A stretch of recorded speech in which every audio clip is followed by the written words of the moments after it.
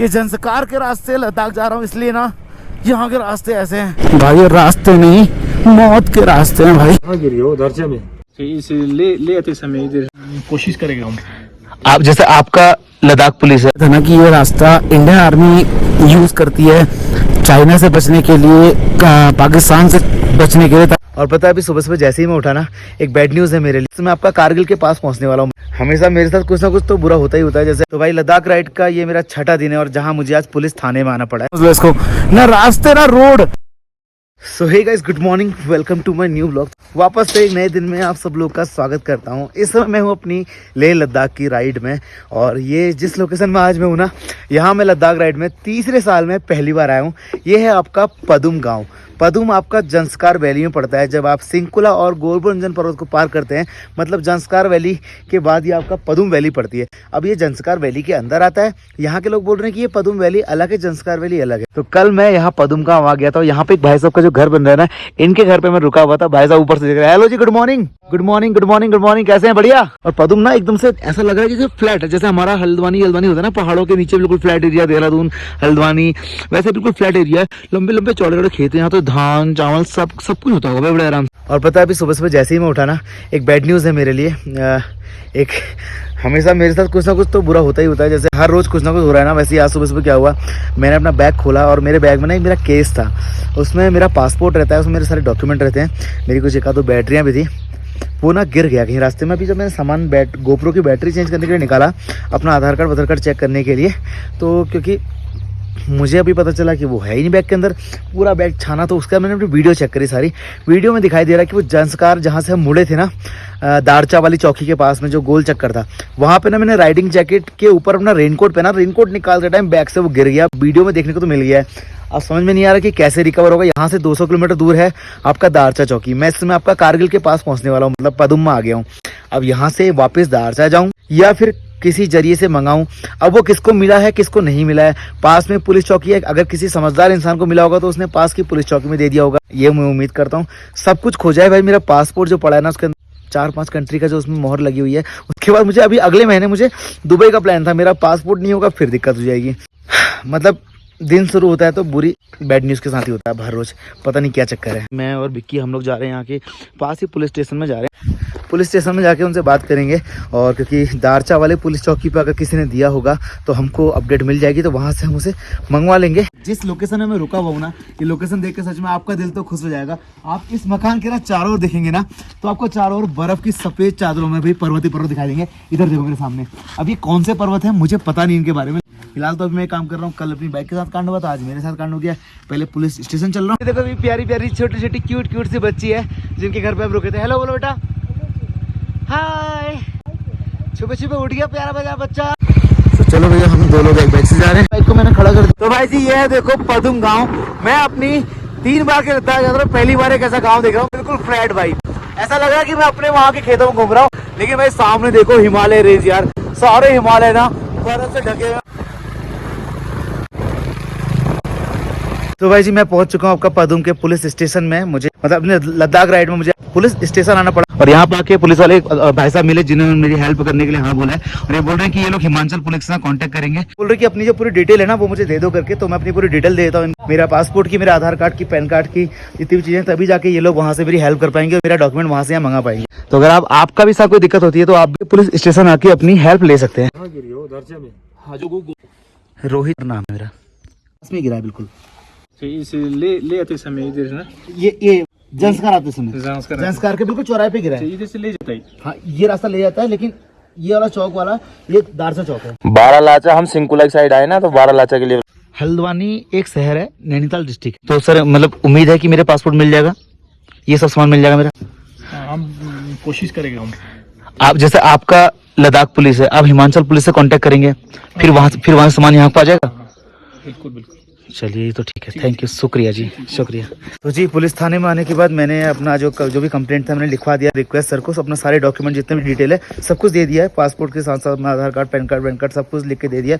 वो बोल रहे हैं कि हम लोग एक काम करते हैं, वैसे हमारा हिमाचल पुलिस और लद्दाख पुलिस ऐसे कोऑर्डिनेशन है नहीं, फिर भी हम कोशिश करेंगे कि उनसे कोऑर्डिनेशन हो जाए तो फिर वहाँ से आपका सामान मंगवा देंगे, क्योंकि मैंने उनको दिखा दिया, मेरे वीडियो में दिखाई दे रहा है कि मेरा सामान ना वहाँ पर गिरा हुआ है। तो भाई लद्दाख राइड का ये मेरा छठा दिन है और जहाँ मुझे आज पुलिस थाने में आना पड़ा है। पुलिस स्टेशन का काम तो हो गया। तो भैया जी पुलिस स्टेशन से आ चुका हूँ, आपका पुलिस में कंप्लेंट भी कर दी है, जहाँ पे मेरे डॉक्यूमेंट गिरे थे वहाँ के बारे में बता दिया, बाकी हिमाचल कंट्रोल रूम में बात कर लिया है, जिसपा, दारचा, किलोंग सारे पुलिस थाने में बात कर ली। किसी भी थाने में, किसी भी चेक पोस्ट में या किसी भी बीआरओ के ऑफिस में अगर कोई वो बॉक्स दे जिसमें मेरा पासपोर्ट पड़ा है, मेरे सारे डॉक्यूमेंट पड़े हुए हैं, मेरी इवन मेरे कैमरे की बैटरी पड़ी है गोप्रो की, तो वो मुझ तक पहुँचा दे या फिर मुझे इन्फॉर्म कर दे। मैंने अपना नंबर उन तक दे दिया है। तो अभी अब क्या करना है, फटाफट से हमने अपना सामान पैक कर लिया है और अब हम निकल रहे हैं पदुम। बाकी मैंने पुलिस थाने में अपना नंबर देखा, अगर मेरा सामान यहाँ पहुँचेगा या दारचा पहुँचेगा, कहीं भी पहुँचेगा तो मुझे मिल जाएगा, ऐसी उम्मीद करता हूँ। अगर कोई समझदार इंसान कहीं देगा, अगर किसी ने डब्बा पकड़ के फेंक दिया फिर तो मेरे सारे डॉक्यूमेंट बेकार, मुझे दोबारा से रीअप्लाई करना पड़ेगा, क्योंकि आपको पता है अगले मेरी एक फॉरेन ट्रिप है 1 से 1.5 महीने की, उसके लिए फिर मुझे अपना दोबारा पासपोर्ट बनाना है। चलो अपना राइडिंग जैकेट रेडी हो चुकी है, अपनी बाइक बिल्कुल रेडी कर ली है, तो अब निकलते हैं पदुम से। ये भैया का घर था जहाँ हम रुके हुए थे और आज यहाँ से निकलेंगे एक नई लोकेशन को एक्सप्लोर करने के लिए। जाने से पहले हम लोग अपना रोड मैप तैयार कर रहे हैं। पहले कहाँ, अभी हम कहाँ पे हैं? अभी हम पदुम में हैं। पदुम से कहाँ जा रहे हैं? पदुम में हम उफ्ती विलेज में हैं। उफ्ती विलेज में। फिर इसका कहाँ जा रहे हैं हम लोग यहाँ से? यहाँ से 2 रास्ते हैं। हाँ। ठीक है। हाँ। एक रास्ता तो कारगिल हाँ। की तरफ को निकलता है, अच्छा। जो कि अच्छा हाईवे है। अच्छा। एक रास्ता है जो कि अभी नया रूट है, बहुत कम लोगों ने एक्सप्लोर किया है। अच्छा। वो निम्बू पे निकलता है। तो हम कौन से जा रहे, कारगिल से, निम्बू से? देखते हैं कौन सा रास्ता अच्छा रहेगा। अभी मैं थोड़ा सा मैप देख लूं पहले। चल ठीक है। तो भाई हम जब भी कहीं जाते हैं रोड मैप बनाते हैं, वो भी इसलिए क्योंकि हमें पता चल जाए कि कहाँ कहाँ जाने के कौन कौन से रोड हैं, ताकि आपको भी कुछ नए नए रास्तों के बारे में पता चले, हर बार वही बोरिंग रास्ते नहीं कवर करने। बाइक स्टार्ट करते हैं और यहाँ से निकलते हैं। वैसे भी धूप आ रही है, इतना ठंडा नहीं हो रहा है, लेकिन मैं फिर भी ग्लव्स पहन रहा हूँ। इसके पीछे वजह क्या है ना, धूप से ना हाथ जल जाते हैं, तो वो भी बचाने हैं भाई। 2-4 दिन मैंने ग्लव्स पहने नहीं तो मेरे हाथ जल गए भाई। हर महादेव। पदुम जो एक बड़ी सी वैली है ना, इस पदुम के अंदर बहुत सारे गांव हैं। मैं जिस गांव में रुका था उस गांव का नाम था उफ्ती गांव, UFTI। सच में बहुत अच्छे लोग थे वहाँ के, उन्होंने इतना अच्छा टेक केयर किया ना हमारा। अब यहाँ से निकल रहा हूँ, सामान पैक कर लिया है, तो कुछ खाना वाना भी खा लेंगे रास्ते में, क्योंकि दिन का नाश्ता या लंच बोलो, आजकल ट्रैवल में नाश्ता वास्ता कुछ नहीं होता भाई, घर में होते हैं नाश्ते, लंच, ब्रंच, पकौड़े, सब कुछ। यहाँ बस एक टाइम का खाना सुबह होता है, एक टाइम खाना शाम को होता है, बाकी दिन भर में चाय भी मिल गई तो बहुत बड़ी बात है, समझ रहे हो? तो चलो फटाफट से इस पदुम गांव में अपना लंच करते हैं, फिर veg and non veg dhaba, क्या बात है, यहाँ तो तंदूरी चिकन भी लगे। तो ये यहाँ का बाजार है छोटा। तो भाई जी अपना लंच आ चुका है, मतलब नाश्ते के साथ में लंच। भैया ये है अपना खाना, राजमा चावल, दाल, सब्जी, सलाद और गर्मा गर्म रोटियाँ। तो 150 रुपये थाली पड़ता है एक थाली, पदुम में आपको यही प्राइस पड़ेगा। तो एक काम करते हैं, तो भाई जी खाना तो खा लिया, अब एक छोटी सी प्रॉब्लम हो गई यार, वो आपको बताऊँ। खाना तो खा दिया, बड़े टाइम बाद राजमा चावल मिले और छोले मिले थे, अब ऐसे नींद आ रही ना, क्या बताऊँ। लेकिन खाना बहुत स्वादिष्ट था, जिसकी वजह से ज़्यादा खा दिया, अब गाड़ी चलाने में आफत आई मुझे। एक नया रास्ता हम एक्सप्लोर करने जा रहे हैं, जो शायद आज से पहले किसी यूट्यूबर ने पहले किया नहीं होगा। जिसने भी किया है कारगिल वाला रूट किया है, पदुम से बारालाचा वाला किया है, लेकिन हम लोग वो रास्ता कवर कर रहे हैं जो आर्मी यूज़ करती है अपने पर्सनल यूज़ के लिए। लोग बोल रहे हैं कि अभी BRO ने नया रास्ता बनाया है, तो ट्राई करते हैं। अगर रास्ता होगा तो जाएंगे, नहीं हुआ तो फंस जाएंगे। सबसे पहले तो पेट्रोल पंप जाएंगे और तेल भराएंगे, वरना 238 किलोमीटर का पैच है, 238 किलोमीटर लंबा रास्ता है वो वाला, जहाँ से हम जाना चाहते हैं। तो भाई हम लोग पदुम से आगे निकले ही थे, थोड़ा सा आगे निकले तो सामने आर्मी का एक चेक पोस्ट मिल गया। चेक पोस्ट के यहाँ पर उनकी बटालियन रहती है, और यहाँ पर ना पूरा मैप बना हुआ है कि ये नया रास्ता आर्मी ने अपने लिए बनाया है, तो कैसे कैसे होकर जाता है करके। इस बार हम एक नया रूट एक्सप्लोर करने वाले हैं। तो अभी हम पदुम से निकल रहे थे, तो यहीं पे एक चौकी है सामने, यहाँ पे लिखा हुआ है कि जितना यहाँ से कारगिल पड़ता है ना, उसके आधे में हम लेह पहुँच जाएंगे। मैं जी पदुम से निकल रहा था, पहले ही मिल गया एक बोर्ड, ये वो रास्ता है जिससे मैं जाने वाला हूँ। और ये नया रास्ता, सारचा वाला रास्ता जो हमारा है ना, जो हाईवे है, उस पर हमेशा चाइना की नजर रहती है, क्योंकि चाइना के पास में है। और जो आपका कारगिल वाला रास्ता है, उस पर हमेशा पाकिस्तान की नजर रहती है, क्योंकि वो पाकिस्तान के पास में है कारगिल वाला एरिया। लेकिन ये तीसरा रास्ता हमारी इंडियन आर्मी के लिए नया बना है, और जो 12 के 12 महीने चलता है। इस बार मैं ये नया रास्ता एक्सप्लोर करने वाला हूँ, जो आपका कारगिल और बारालाचा दोनों से हाफ है। वो दोनों 400 500 किलोमीटर के, ये आपका 128 किलोमीटर करेगा। इसे आपका पदुम और दारचा नीमू रोड बोलते हैं। तो इस बार लद्दाख में एक नया रास्ता आपको दिखाएंगे, तो चलते हैं यहाँ से नीमू की तरफ। तो निकलते हैं आज एक लद्दाख का नया रास्ता एक्सप्लोर करते। तो चलो जी, पढ़ लिया है बोर्ड में कितने कितने किलोमीटर क्या पड़ेगा। अगर आप कभी लद्दाख आ रहे हैं या कोई जानने वाला आपका आ रहा है ना, तो उसको बताया ना कि लद्दाख के अब 2 रास्ते नहीं, लद्दाख के अब 3 रास्ते हैं लद्दाख जाने के, और तीसरा वाला तो इतना शॉर्ट है कि क्या ही बताऊं। अगर आप जंस्कार वैली में हैं तो जंस्कार वैली से सबसे शॉर्ट में आपको यही रास्ता पड़ेगा। अब मैं इस रास्ते में निकला तो ये पूरी पदम वैली है, देखो पदम वैली ना कि पदम वैली। पदम तो हमारे वहाँ ताऊ हैं, पदम राणा जी। तो भाई इस पदम और नीमू रास्ते में आपको पेट्रोल पंप भी मिल जाएगा, जहाँ से आप अपना टैंक फुल कर सकते हैं, क्योंकि यहाँ से लेह की दूरी 188 किलोमीटर है। फिर 188 किलोमीटर तक आपको कुछ नहीं मिलेगा। आगे ये रास्ता कैसा है भैया? 30 किलोमीटर ठीक है, उसके बाद ऑफ रोड है। ऑफ रोड कितना है लेह तक? Of road 100 kilometre of road है भाई। सब 100 किलोमीटर तो टायर वायर पंचर होंगे भैया। अपना पेट्रोल पंप से तेल भी भरा लिया है, टैंक फुल कर लिया है। और अगर आप भी कभी पादुम से आपका नींबू वाले रोड पर निकलेंगे, यहाँ के रास्ते ले आएंगे ना, तो आपको पेट्रोल पंप मिल जाएगा, इतना घबराने की ज़रूरत नहीं है। मुझे लगा था कि किलोंग में लास्ट पेट्रोल पंप है लेह तक के लिए, लेकिन वो बारालाचा वाले रोड से है।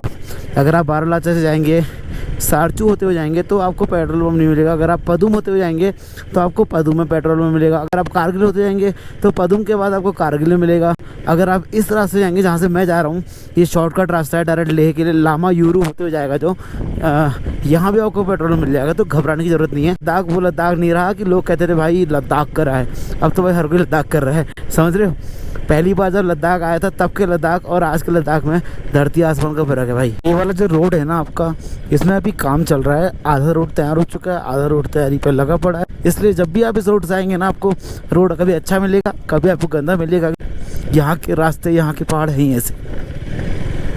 देख रहे आप कितने सारे लोग काम पे लगे हुए हैं। डेडलेस रोड है भाई साहब। यहाँ अगर आप किसी को पीछे बैठा के ले आओगे ना, तो उसकी देख कर हालत ख़राब हो जाएगी कि आप गाड़ी कहाँ चला रहे हो। भाई रोड कितनी नैरो सी है, देख रहे हो। एकदम से अगर हल्का सा भी रेत में टायर स्लिप हुआ तो आप जाओगे डायरेक्ट नीचे नदी में। बस भाई यहाँ ना टायर में कोई पत्थर वत्थर ना घुसे, पंचर ना हो, क्योंकि यहाँ फिर कुछ मिलने का नहीं भाई।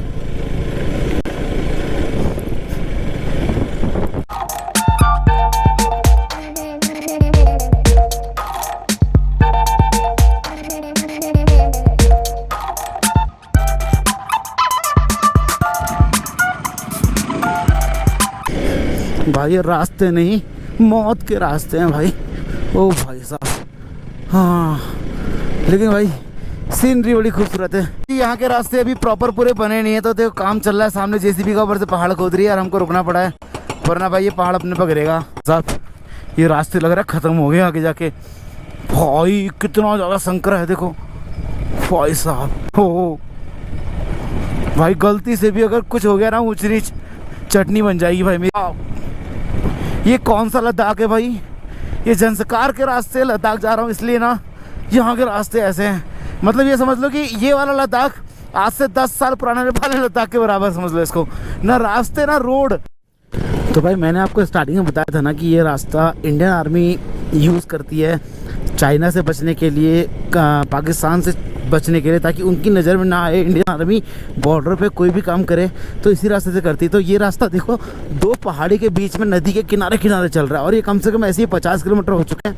पूरा रास्ता ऐसे ही है, क्योंकि कारगिल वाला जो एरिया है ना, उसके पीछे आपका बलूचिस्तान और पाकिस्तान है।